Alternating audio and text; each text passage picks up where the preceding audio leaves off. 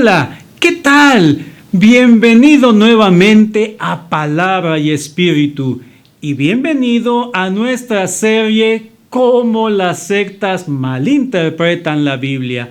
Seguimos estudiando errores en los que incurren las sectas para poder justificar sus ideas valiéndose del texto bíblico.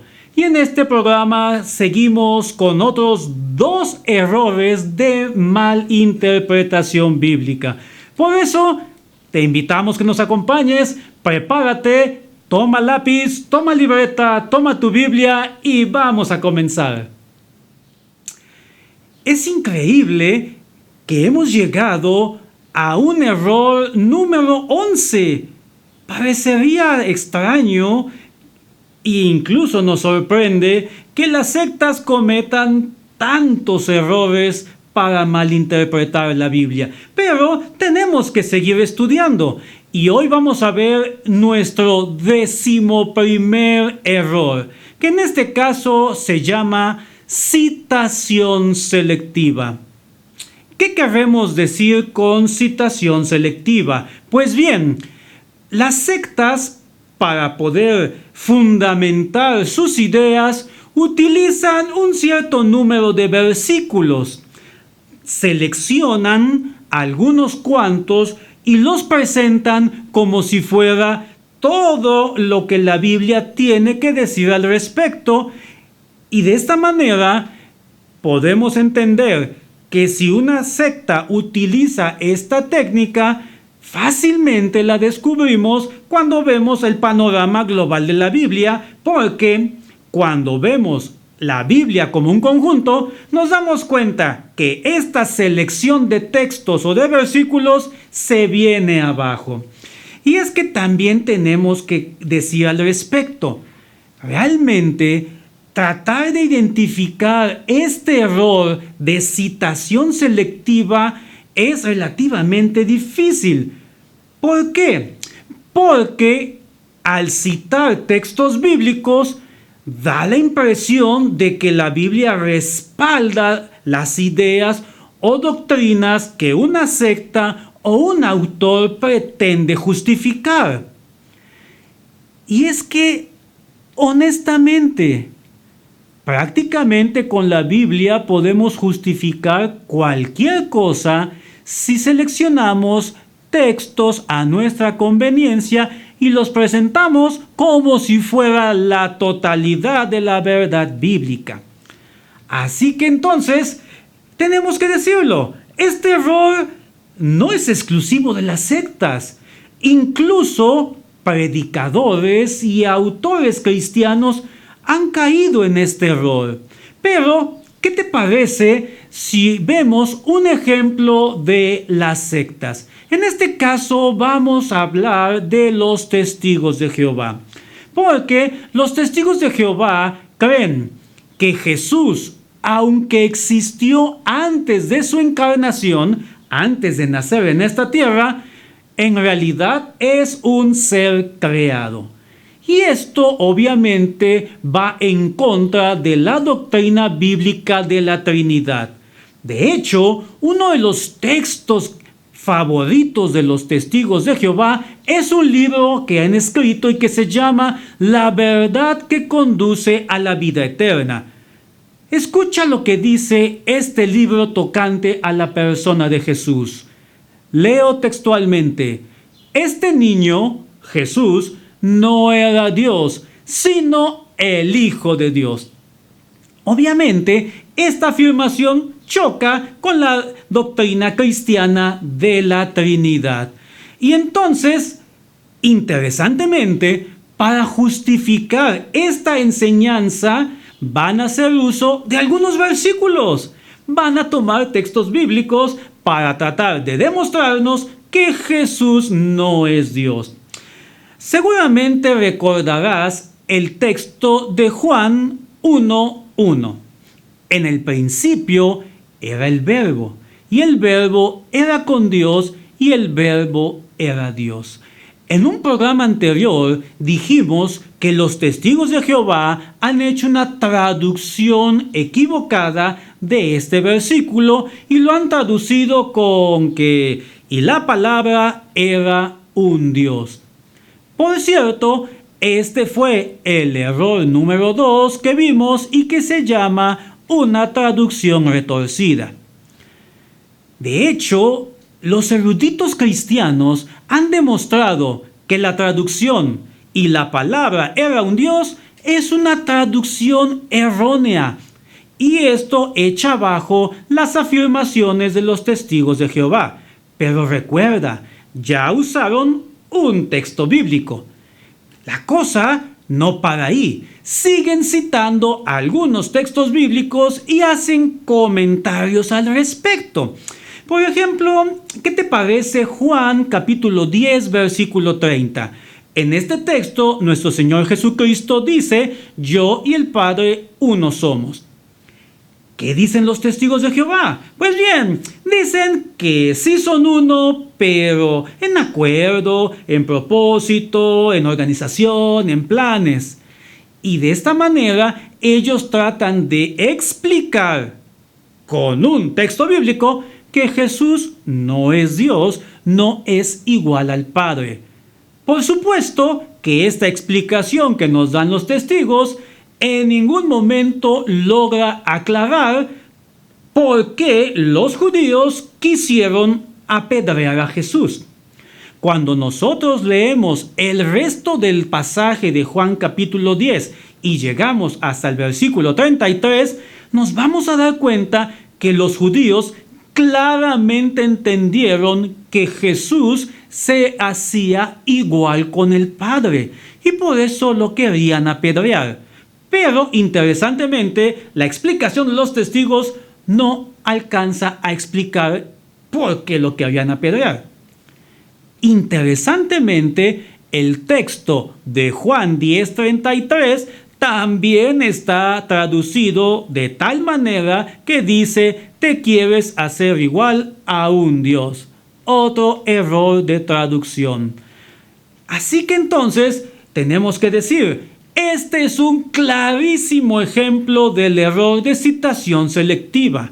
Nos han presentado dos versículos, claro, interpretados para ajustarlos a sus ideas, pero pasan por alto deliberadamente muchísimos textos bíblicos que nos hablan de la Trinidad y de la deidad de Jesús.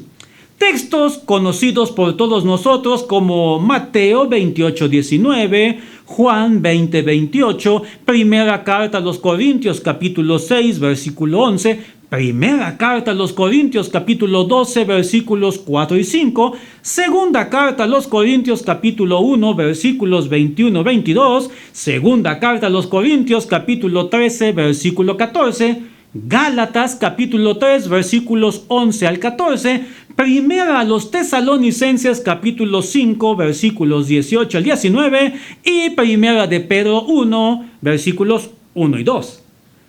Entonces, error querer justificar sus doctrinas usando solamente unos pocos de versículos y pasando por alto, olvidando deliberadamente tantos versículos que respaldan el pensamiento cristiano en torno a la doctrina de la Trinidad. Pero, por si fuera poco, no quedó ahí en el texto de Juan 1:1 o Juan 10:30, porque en realidad, cuando nosotros leemos el Nuevo Testamento, nos damos cuenta que el Nuevo Testamento aplica a Jesús pasajes del Antiguo Testamento claramente referidos a Jehová. Por ejemplo, Isaías capítulo 6. En este pasaje, Isaías claramente dice que vio la gloria de Jehová. Sin embargo, en el Nuevo Testamento, Juan, en su capítulo 12, versículos 37 al 41, dice que lo que en realidad vio Isaías fue la gloria de Jesucristo. Así pues, el Nuevo Testamento iguala a Jesús con Jehová. Entonces, error. Citar selectivamente para tratar de justificar nuestras ideas, olvidando la totalidad del mensaje bíblico. Pero, como hemos dicho en programas anteriores, lo importante es cómo hacemos para no caer en este error. Pues bien, lo que podemos hacer al respecto es muy sencillo. Dijimos, el error de la citación selectiva puede ser difícil de identificar. Entonces, ¿cómo lo solucionamos? Estudiando nuestra Biblia, leyendo, aprendiendo, desarrollando una visión de conjunto del texto bíblico. Y de esta manera podemos nosotros identificar cuando únicamente se toman algunos versículos para conveniencia de algunos autores. También no está por demás que en tu biblioteca incluyas textos que tratan precisamente de las doctrinas bíblicas, pero con una visión integral. Estos textos los conocemos como teología sistemática. En Europa se le conoce como dogmática. Y permíteme mencionarte algunos que, por cierto, desearía que los pudieras tener en tu biblioteca. El primero de ellos, Teología Sistemática de Louis Berkhof. Un texto muy conocido y que ha sido base para cursos en muchísimos seminarios. Hay otro texto que se llama Conoceréis la verdad, del autor Bruce Milne. Este es un libro que de una manera condensada aborda las cuestiones de la teología sistemática. Un libro más, ¿qué te parece? Teología Sistemática de Oliver Buswell, un autor también muy conocido, que su teología es muy buena. Pero podemos mencionar algunas teologías más recientes, como por ejemplo Teología Sistemática de Wayne Grudem o Teología Sistemática de Millard Erickson. Estas últimas dos escritas por hermanos que pertenecen a la Iglesia Bautista Reformada. Entonces recuerda, estudia tu Biblia, adquiere una visión de conjunto de sus doctrinas y no está por demás que mejores tu biblioteca personal con libros sobre teología sistemática. ¿Qué te parece si pasamos a nuestro siguiente error? El cual, por cierto, te va a sorprender, porque se llama evidencia inadecuada. ¿Qué queremos decir con evidencia inadecuada? Pues simplemente obtener una generalización a partir de muy poca evidencia. Es algo parecido a una labor detectivesca. Encontramos las evidencias y sobre esas evidencias construimos una doctrina. Pero en este error las evidencias son realmente escasas y aún así los autores de estos textos o de estas sectas se atreven a hacer teorías especulativas y generalizadas. Veamos un poquito más acerca de este error. Lo que podemos mencionar es que, honestamente, los eruditos están de acuerdo que algunas partes de la Biblia son verdaderamente difíciles de entender. A veces no tenemos muchas evidencias o mucha información que nos permita interpretar estos textos bíblicos. Pero el hecho de que haya poca información tiene que hacernos reflexionar y entender que si no hay mucha información, entonces pues no podemos tener u obtener conclusiones sólidas y generales.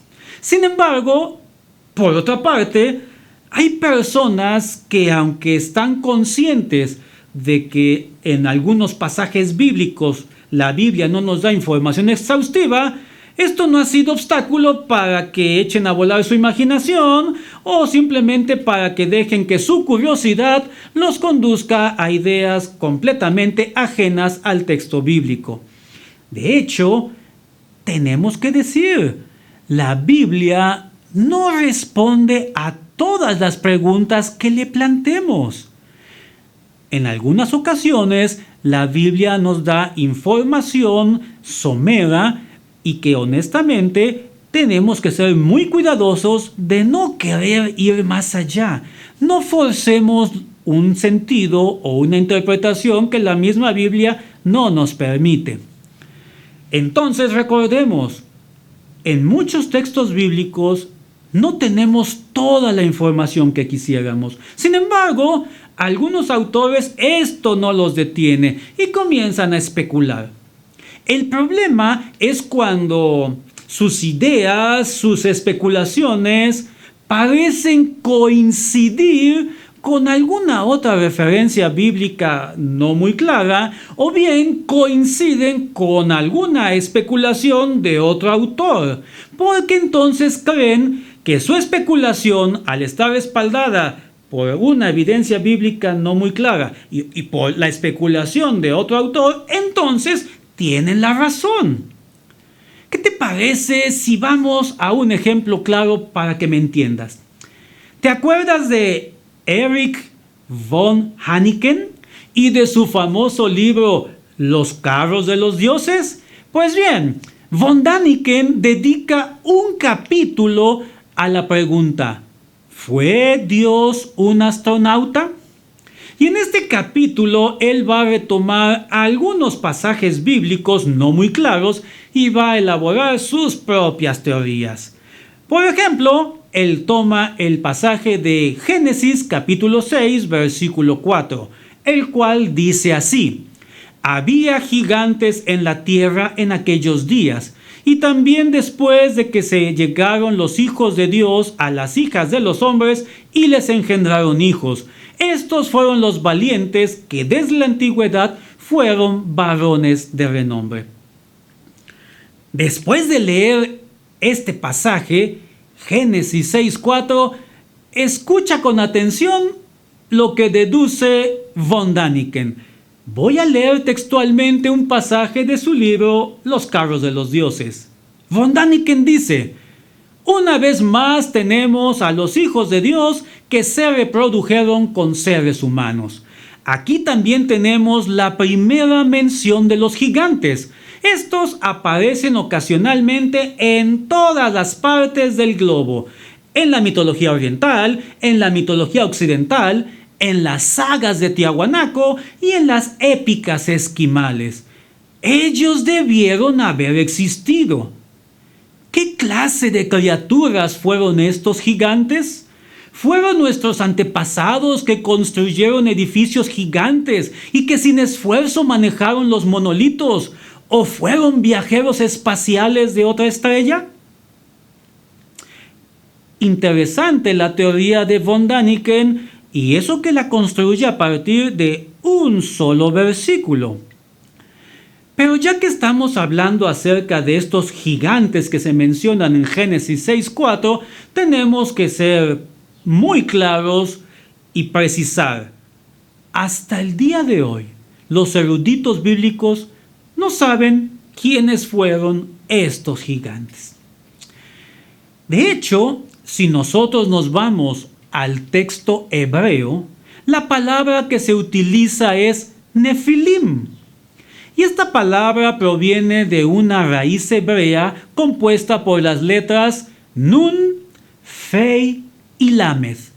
Y esta raíz hebrea tiene varios significados. Puede significar caer, descender, postrarse, hacer caer a otros o tirar. De tal manera que una traducción aproximada de la palabra Nefilim sería algo así como los que caen, los caídos, los que se postran, los que hacen caer a otros, los que tiran. Y además, esta palabra solamente aparece en 3 ocasiones en toda la Escritura. Una, precisamente, en Génesis 6:4. Y aparece en Números 13:33, donde se le cita en 2 ocasiones. Entonces, querer construir una identidad de estos nefilim o estos gigantes a partir de un solo versículo es francamente aventurado. Lo que podemos nosotros ver entonces es el contexto. ¿En qué contexto nuestro autor, en este caso Moisés, utiliza la palabra nefilim? Si nosotros recordamos el texto, la palabra, interesantemente, no está asociada con la estatura, sino con el dominio que ejercieron. Y esto cambia nuestra perspectiva, cambia la manera como nosotros percibimos a estos nefilim. Y entonces podemos pensar que estos nefilim fueron personas que debido a alguna habilidad especial o a una fortaleza física especial lograron imponerse sobre las demás personas y ejercieron un dominio sobre ellas. Esta sería una explicación más ecuánime y respetando el contexto de Génesis 6. Pero recuerda, aún así, no tenemos certeza de quiénes fueron. No especulemos acerca de estos gigantes. Lo que también tenemos que señalar es que estos gigantes murieron durante el diluvio. Pero hay otros gigantes que se mencionan posteriores al diluvio. Y a estos la Biblia los conoce como los hijos de Anac. Por cierto, un pueblo al cual la Biblia misma atribuye una alta estatura. Incluso hasta el día de hoy, en el hebreo moderno, la palabra Anac significa gigante. Entonces, ¿qué podemos decir de von Däniken? Pues simplemente hizo toda una teoría especulativa acerca de la identidad de estos gigantes, que si eran viajeros del espacio o no, a partir de un versículo que, por cierto, es no muy claro. Y por otra parte, tenemos que señalar que von Däniken se cierra a posibles explicaciones alternas. Pero llegado a este punto, es importante que entonces nos preguntemos, ¿cómo podemos evitar caer en este error de querer hacer teorías a partir de pasajes muy oscuros? Pues bien, la respuesta es nuevamente muy fácil, y es estudiar nuestra Biblia, leerla, examinarla cuidadosamente y plantear algunas preguntas. Por ejemplo, pregunta, ¿cuál es la fuente de esa teoría que propone algún autor o alguna secta? Y en este caso tenemos que demandar capítulo y versículo. ¿Recuerdas ese error de decir pero no citar? Ahí decíamos capítulo y versículo, por favor. Entonces, pregunta 1, ¿cuál es la fuente? ¿De dónde viene? Número 2, ¿el pasaje en cuestión contiene todos los datos necesarios para su interpretación? Pregunta número 3, ¿estos datos son los adecuados? Pregunta número 4, ¿existen otros textos bíblicos que nos permitan interpretar correctamente el pasaje a la luz de los contextos de cada uno de estos textos bíblicos? Y finalmente, ¿cómo trató la Iglesia a lo largo de la historia o a lo largo del desarrollo teológico estos textos? De esta manera podemos minimizar el riesgo de que tú y yo caigamos en la tentación de querer formular teorías fantásticas a partir de un solo versículo. Entonces recuerda, entre más conozcas tu Biblia, entre más la estudies, más fácilmente vas a encontrar respuestas a muchísimas preguntas. Pero también vas a desarrollar la prudencia para no forzar interpretaciones del texto bíblico que no están presentes. Es así como llegamos al fin de este programa y te agradecemos que nos hayas acompañado, pero sobre todo te agradeceremos que sigas viendo los contenidos que tenemos para ti aquí en Palabra y Espíritu. Por nuestra parte, muchísimas gracias. Que Dios te bendiga.